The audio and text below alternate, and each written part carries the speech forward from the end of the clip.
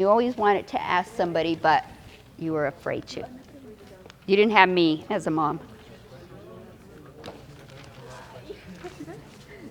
So last year I had some really good questions that I wanted to share with you. One of them was, how many abortions are there a year? In the state of New Mexico, up until 2022, we averaged about 5,000 abortions in New Mexico. Last year in 2024, that percentage went up by 220%, so we averaged somewhere around 20,000 abortions in the state of New Mexico.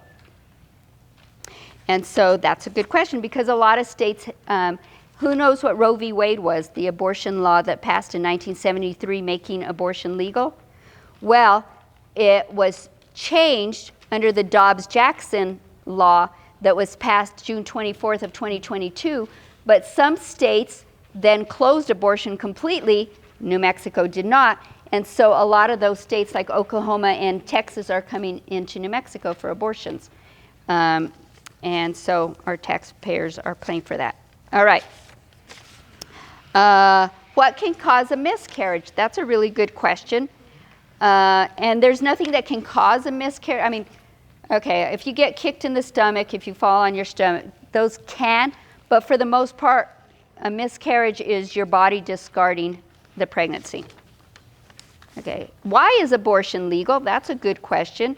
Because in 1973, 9 male Supreme Court judges figured that that was a woman's right to terminate a pregnancy. And in the state of New Mexico, one of the reasons why abortion is so legal is because, in their words, they're trying to even out the playing field for men and women to be able to be as sexually free as they want. And so I heard a legislator last year state that abortion gives women the same right as men to have sex whenever they want, and abortion, then there's no consequences. But as I said before, there is always a consequence if you get pregnant. Even if you abort, you will always have an effect to that. So it doesn't even out the playing field. Nothing even out the playing field. Okay. Is it difficult to get pregnant in the future if you do not have regular periods per month? And it can be, or you just need to mature enough until you have a regular period. But there are lots of specialty doctors that do that. Okay, you guys want to pick up these papers for me? They don't have any questions. I'm sure they do. Well, if you don't have any questions, it means I did a really great job, or I lost you way back when.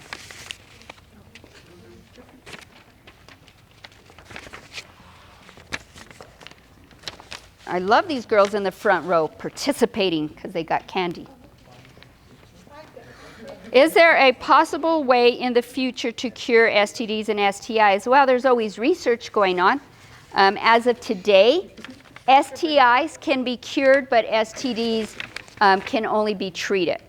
And so I think, as research continues, maybe someday. But the best way to avoid getting an STD is what? Sexual risk avoidance. And when you choose to get married at 23, how many of you put that at some point you want to get married? What was the ages? 21? 27? That's a great age. So if you get married at 27 and you are married and have not had sexual activity, just make sure that your partner gets tested. Okay, because if not, if one of you is carrying it, and even if it's dormant, meaning you don't know that you have it, you need to be aware of that. Okay? And, okay. A ver, what else? Sorry, I don't have glasses on. Oh, this is a good question. How did you lose your virginity? Come and see me after, and I'll give you that sad story. How do you know when you're ready for sex? This is a really good question, because how do you know when you're ready for sex? I think the better answer is if you don't know you're ready for sex, don't have it. Okay? Because, and again, and you guys, this pertains to you guys as much as it does women. Your virginity is a gift. It should be treasured, and it should not be given away frivolously or because you've been pressured or because it's a stress release. If you need a stress relief, take a cold shower. Okay? No commitment. I mean, to me, the saddest thing in the world is to have sexual relationship with no commitment. Okay? Because, again, you've left a part of you and you've taken a part of them. And so, no commitment is kind of a sad thing here. What if your partner did not wait until... Well, this is a good question. What if your partner didn't wait until marriage and you did? Well, that's a conversation that you need to have in advance. Okay? However, you can't punish people for past choices. If you're married as a virgin and they did not wait, then again, they need to get tested for an STD, as do you if you get sexually active with them. But that's a conversation you need to have with your partner. Okay? I think the most beautiful thing in the world would be for two virgins to get married. Okay, let's talk about this. Where is this? You know what? This isn't up here, but I always get one that says, so that you become experienced before you get married. You don't need experience before you get married. You just need to figure it out together.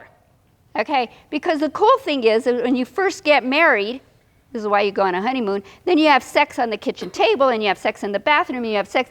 Okay, and you know what? You may not get it right the first time. One of you is going to walk away going, wah, wah, wah. Okay? But you try it a couple more times, and you get the hang of it. And guess what, boys and girls, is that there is no pleasure that doesn't take time, commitment, experience. I was teaching a class in Espanola similar to this called the YES program. And I had a teenage girl say, you don't need to talk to somebody to have sex with them. Okay, that's valid, I guess. And my comment was, you do if you want to have good sex, because good sex comes from good communication. And good sex comes from time, and it does not happen the first time. Now listen to me, girls. You have sex in the broom closet at school. A guy can have an erection that fast. I mean, they brush against the coffee table, and they're going to have an erection. Sorry, guys. It's true. I've been in the delivery room. Boys are born with erections. Okay? So, girls, don't be giving it away so easy, because the only one walking out of the broom closet with pleasure is him, and then he's like, well, was that good for you? And you're like, okay? So, don't be giving it away so free. Okay, a couple more questions and I'm going to close. Why was the baby blind from the STD? Because that's what happens. If the chlamydia gets in the baby's eyes, then it causes blindness. I actually think it was gonorrhea, but I could be wrong in that. Oh, this is a great question. Thank you, whoever wrote this. Is it okay to abort if you are raped? Let's talk about that. So, first of all, whose fault is it that a person gets raped? It's not the woman, she's the victim, and it's not the baby, right? Statistically and psychologically, it is harder for a woman to abort a baby than it is for them to give birth and either parent or adopt. So the question would be, a better question would be, is do you want to compound the crisis of a rape with the crisis that occurs after an abortion? Now, at our center, at Desert Rose Women's Resource Center, we don't judge that. A woman comes in and she's a rape victim, and we've had many. We love them, and we give them the same information that we would give to anybody under any pregnancy circumstance. She gets an ultrasound. She understands the pros and cons of abortion. She understands her adoption rights and her parenting rights. Okay? So rape is a hard thing. I know. I was date raped at 17. I went out and said, I couldn't believe that anybody would be that mean. Because, I was just so naive. I just thought everybody was nice. And then this guy was not nice. Okay? So I understand rape, and I understand particularly date rape, but, and I didn't get pregnant, but rape is a hard situation, and it takes counseling physiologically and psychologically. But to answer your question, is it okay to do that? My spiritual beliefs would say no.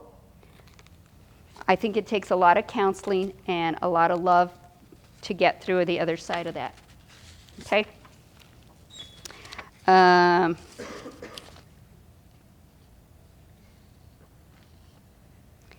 Is it scary being at risk when having a baby?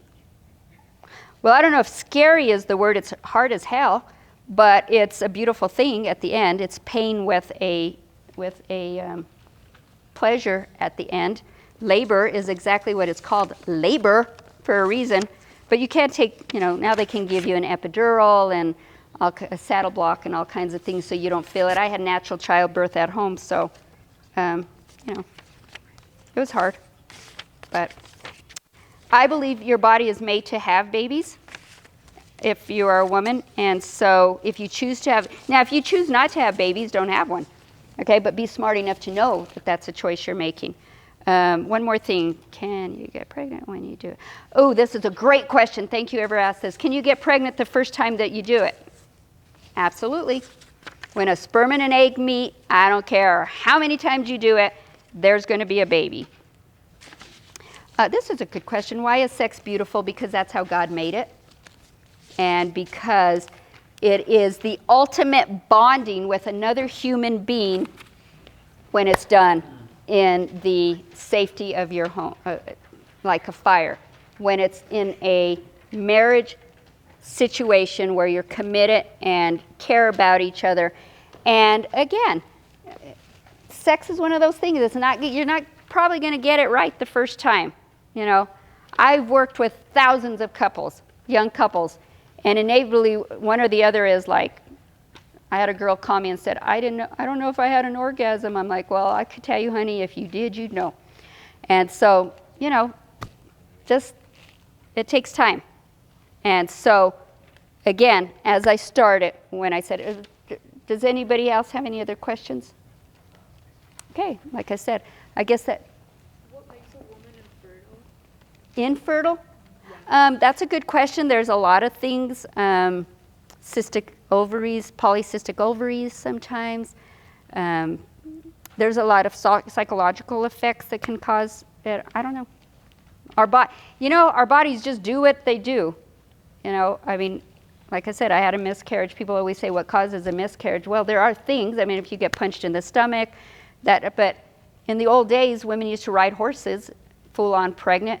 Mary rode a donkey, full-on pregnant, And so, infertility, I will tell you that there are higher rates of infertility at certain types of birth control. And so if you start taking a hormonal birth control at this age, and then you want to conceive in 10 years from now, you're probably going to have trouble conceiving 10 years from now because your body has been taught to think it's constantly pregnant. That's how birth control pill works, is that it tells your body you're pregnant so it doesn't release, you don't get pregnant. Okay? And so if you've gone 10 years with your body thinking it's pregnant, and then all of a sudden you want to get pregnant, sometimes you have trouble doing that. Okay? What's your opinion on abortion before the 7th week? Or as in early stages on cancer, pregnancy during the 4th? That's a good question. My expertise says that the consequences to the woman is the same psychologically. And more than half of all prior to 10-week abortions is done by the pill, and that is both physically and psychologically hard. I believe that a human is at conception, and so as soon as that, if you've ever studied embryology, is that what it's called? Embryology, and y'all look this up. You have them nifty phones. Embryology. If you see when an egg and a sperm meet, that very second, everything starts to happen. Like there's all kinds of things starting to move and groove to make that baby. And so in my opinion, just because we can't see them at that thing, is that they are still as human as that 26-week-old fetus. Yeah. Thank you for that question, though. And that's kind of the argument that people have now. Well, it's just a blob. I don't think it's ever a blob. So. Can you still have sex while you're on the pill? Sure. Can you have sex when you're on the pill? Now ask me if you can get pregnant while you're on the pill. So yes, you can have sex while you're on the pill. That's actually what the pill is designed for. But again, a pill does not protect against STD or STIs. No, but Plan B. Plan B, Like, when you're on the Plan B pill, can you still have sex while you're still on the Plan B pill? well, the Plan B pill just comes in and comes out. It releases a hormone that stops you from getting pregnant. By the way, the Plan B does not stop a current pregnancy, so if you're already pregnant and you take the Plan B pill, it's not going to stop the pregnancy. Only the abortion pill stops the pregnancy. So, But it stops the sperm to getting into the egg, huh? correct. You are smart. Okay, one more question. Good questions, guys.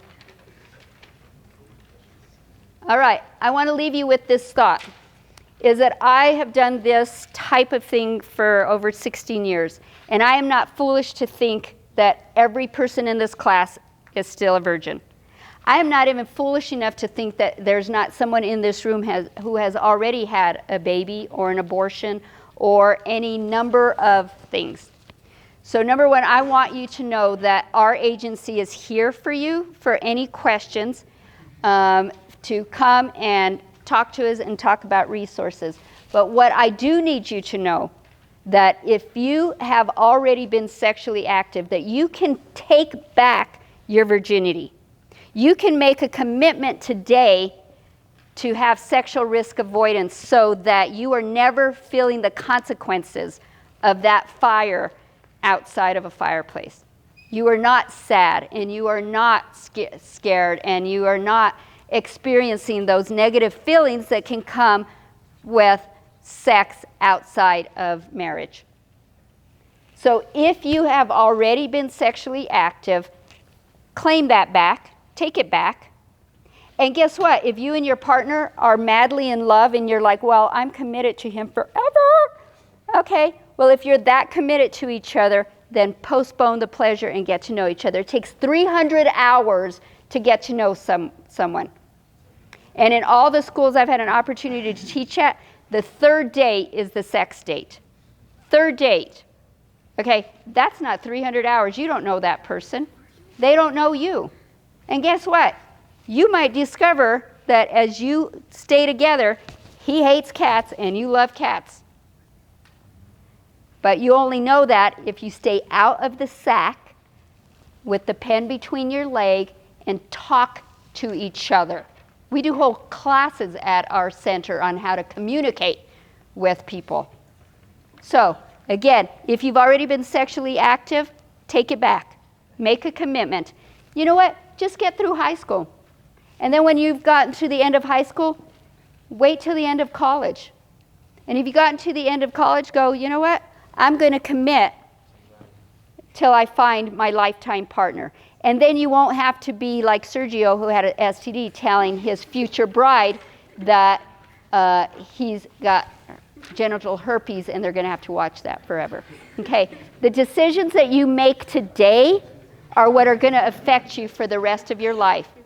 So choose to have sexual risk avoidance by saving the gift that who you are and not giving it away freely.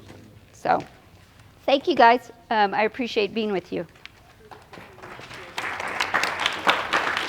Oh, we have more candy.